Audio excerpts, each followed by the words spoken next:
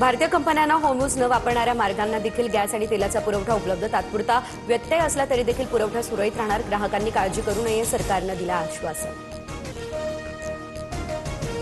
Iran America युद्धाचा भारतीय बाजारपेठेवर परिणाम. खाद्यतेलाच्या किमतींमध्ये लिटरमागे 3 ते 4 रुपयांची वाढ. कच्च्या तेलाचे दर 8% वधारले.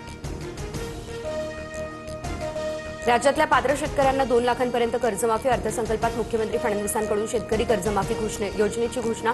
27 सप्टेंबर 2025 पर्यंत कर्ज थकीत शेतकऱ्यांना लाभ मिळणार. तर नियमित कर्ज फेडणाऱ्यांना आता 20,000 रुपयांपर्यंत प्रोत्साहन. रत्नागिरीच्या खेडमधील लोटे एमआयडीसीमधील डॉक्टर खान कंपनीमध्ये स्फोट. आगीमध्ये 11 कामगार जखमी झाले. 5 जणांची प्रकृती चिंताजनक.